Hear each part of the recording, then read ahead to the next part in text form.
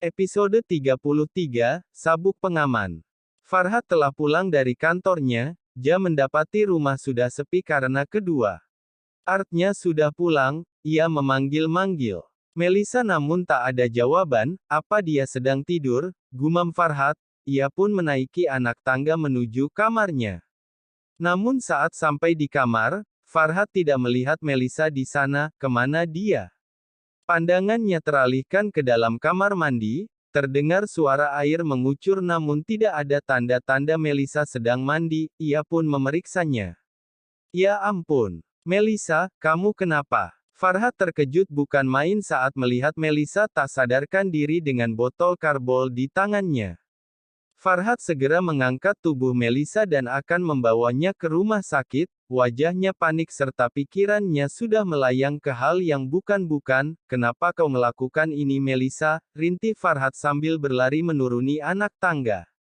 Di rumah sakit, saat tengah diperiksa oleh dokter, Melisa membuka matanya dan ia terkejut saat mengetahui sedang di rumah sakit. Mas, panggil Melisa lirih. Farhat pun langsung bangkit dari kursinya dengan mata sembab dan wajah panik karena menangis dari tadi. Melisa, kamu udah sadar? Hei, kenapa kamu melakukan tindakan bodoh?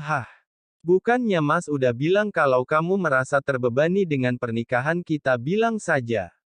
Mas nggak akan memberatkan kamu, kenapa kamu malah mau mengakhiri hidupmu? Kalau kamu mau pergi dari Mas nggak apa-apa. Tapi jangan dengan cara bunuh diri. Farhat tak henti-hentinya mengomeli Melisa, bahkan nada bicaranya seperti orang yang sedang nge-rap. Dokter, suster beserta Melisa tercengang heran mendengar omelannya Farhat, bunuh diri. Melisa tak mengerti dengan kata-kata Farhat. Siapa yang bunuh diri Pak? Dokter pun ikut terheran, kamulah, siapa lagi? Farhat melebarkan matanya ke arah Melisa. Tekanan darah Bu Melisa sangat rendah, ditambah dia kurang tidur, mungkin itu sebabnya Ibu Melisa pingsan, terang Pak Dokter yang menangani Melisa. Farhat, darah rendah. Terus kenapa kamu pingsan sambil pegang botol karbol? Melisa tadi abis mandi terus mau bersihin lantainya karena licin, tiba-tiba Melisa pusing dan nggak tahu deh gimana seterusnya, jadi kamu bukan bunuh diri.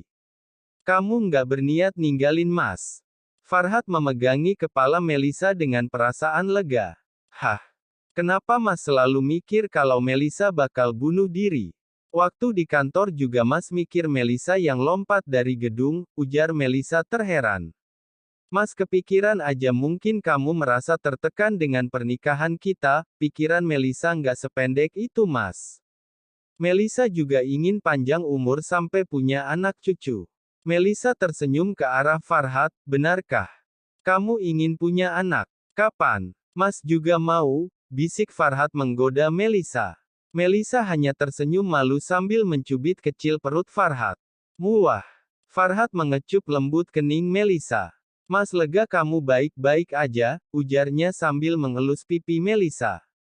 Sementara Melisa berusaha menahan kegugupannya akibat kecupan hangat Farhat tadi, ia merasa hatinya dipenuhi bunga-bunga yang sedang bermekaran, apa ini tandanya aku cinta sama Mas Farhat? Batinnya dengan wajah tersipu malu. Setelah semalaman menginap di rumah sakit, kini Melisa sudah diperbolehkan pulang. Farhat dan Melisa baru saja masuk ke dalam mobil yang masih terparkir di rumah sakit. Mas nggak kabarin mama dan adek-adek kan? Melisa terlihat cemas. Nggak kok, Mas tahu kamu pasti nggak mau buat mereka khawatir, sahut Farhat sambil tersenyum lebar sehingga membuat aura ketampanannya semakin memancar. Melisa terpaku dan memandangi Farhat dengan tatapan takjub, ih. Mas Farhat peka banget sih, bisiknya dalam hati sambil tersipu malu, bagaimana tidak kemarin soal rumah yang diidam-idamkannya diwujudkan oleh Farhat, padahal Melisa tak pernah mengatakan pada siapapun soal rumah itu, tapi melihat Melisa menyimpannya Farhat langsung mengerti bahwa Melisa menginginkan rumah mewah tersebut. Sudah pakai sabuk pengaman? Tanya Farhat, hingga membuat lamunan Melisa buyar, pakai sabuknya? Jangan sampai Mas kepegang itu lagi, pinta Farhat sambil melirik nakal ke arah Melisa. Mas, sebenarnya Melisa nggak pernah bisa masang sabuk pengaman mobil ini. Ujar Melisa dengan wajah cengengesan. Apa? Jadi selama ini kamu nggak pernah pakai sabuk pengaman? Itu bahaya loh, kenapa kamu nggak pernah bilang sama Mas? Farhat mencecar Melisa dengan wajah bingungnya. Yang Melisa tahu sabuk pengaman kan tinggal dimasukkan ininya udah. Nah ini pas Melisa masukin malah keluar lagi, jadi Melisa bingung, dia kayak mental gitu, apa karena mobil mahal ya? Melisa menjawab dengan polos sambil mengangkat gesper sabuk ke arah Farhat.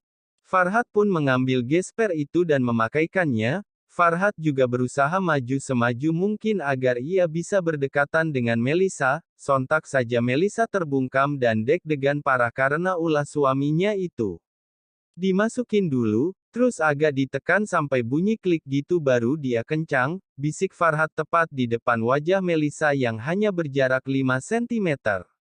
Melisa tak berani menatap mata Farhat yang sedang dipenuhi oleh luapan cinta itu, bahkan Melisa bisa merasakannya tanpa menatap. Setelah sabuk terpasang, Farhat tidak langsung kembali ke posisi kemudinya, ia malah terpukau dengan wajah Melisa yang masih terlihat sangat cantik bahkan saat sedang sakit. Udah masukinnya Mas? Tanya Melisa gugup memastikan sudah memasukkan gespernya atau belum. Belum. Mas masih berusaha, sahut Farhat berbisik dengan pikirannya yang sudah kemana-mana. Hah, istriku ini benar-benar polos, batin Farhat sambil tersenyum tipis. Ia bisa mendengar dengan jelas detak jantung Melisa yang bergemuruh seperti guntur, namun ia malah menikmati pemandangan itu sambil berpura-pura berusaha memasukkan gespernya. Di sisi lain, Riko dan Mila sedang terlibat kerjasama menyelesaikan desain sebuah hotel berbintang yang akan dibangun bulan depan bersama tim yang lainnya. Saya rasa pintunya terlalu dekat Pak, ujar Mila sambil menunjuk contoh properti yang sudah mereka rancang. Kenapa memangnya? Bukankah itu bagus? Sahut Riko dengan wajah datarnya. Para karyawan pun banyak yang tidak setuju dengan desain kamar yang terlalu berdekatan itu. Namun mereka tidak ada yang berani buka suara karena Riko pasti tak akan menggubris mereka. Saya takut akan ada banyak orang yang salah kamar akibat pintu yang terlalu dekat, apalagi kalau para tamu sedang mabuk pasti akan langsung menerobos, kata-kata Mila seperti sedang menyindir Riko yang tempo hari masuk ke kamar apartemennya. Berapa kali saya bilang kamu yang mengizinkan saya masuk, saya tidak menerobos. Riko terpancing emosinya karena merasa disindir. Para karyawan pun langsung menatapi mereka berdua secara bergantian. Apa saya ada bilang tentang Bapak? Mila heran dengan Riko yang sepertinya kelepasan, wajahnya juga seketika merah padam karena sepertinya karyawan di sana mencurigai mereka. Syah, melihat argumen kalian sepertinya kalian pernah tidur bersama, celetuk Vino sambil menyipitkan kedua matanya ke arah Mila dan Riko. Ya enggak lah. Amit-amit saya tidur sama dia, amit-amit. Bantah Mila sambil mengetuk meja dan kepalanya. Berbeda dengan Mila yang salah tingkah karena hampir ketahuan, Riko malah santai sambil memainkan bol pionnya dan memandangi Mila dengan tatapan menusuknya.